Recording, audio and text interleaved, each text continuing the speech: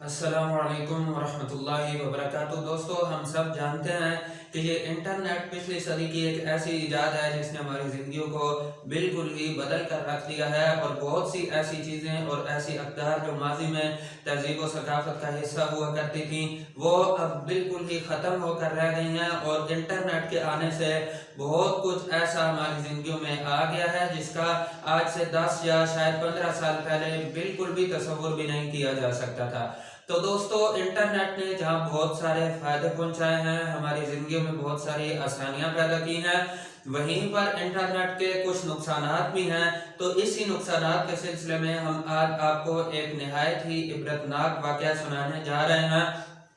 جس سے سن کر آپ کو اندازہ ہوگا کہ یہ انٹرنیٹ کا نشہ اور انٹرنیٹ کی لت اگر لگ جائے تو یہ کتنی بری چیز ہوتی ہے۔ تو دوستو، اس سے پہلے آپ سے گزارش ہے کہ ہمارا چینل سبسکرائب کرنا ہرگز نہ بھولیں۔ دوستو، یہ واقعہ پاکستان کے ایک معروف روحانی بزرگ نے اپنی ایک محفل میں سنایا۔ وہ بزرگ فرماتے ہیں کہ ایک دفعہ ان کے پاس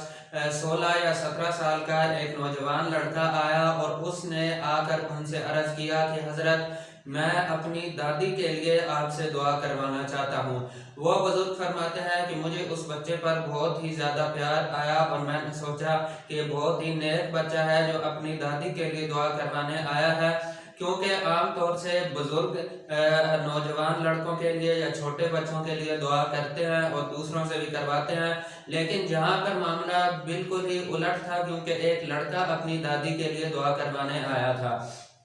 تو جب ان بزرگ نے اس لڑکے سے سوال کیا کہ ایسا کون سا مسئلہ ہے جس کی وجہ سے تم اپنی دادی کے لیے دعا کروانا چاہتے ہو، تو اس لڑکے نے بتایا کہ حضرت، میرے دادا کا انتقال ہو چکا ہے، اور میری دادی جس کی عمر 78 سال ہے، وہ اس کو نیٹ کا ایسا نشہ لگ گیا ہے کہ وہ 6 گھنٹے نیٹ پر بیٹھ کر ننگی فلمیں دیکھتی ہے۔ دوستو، استغفر اللہ، اللہ تعالیٰ اس بری عادت سے ہم سب کی حفاظت فرمائے۔ اور دوستو، یہ واقعہ سن کر آپ جان گئے ہوں گے کہ انٹرنیٹ نے کس طرح بعض چیزوں کو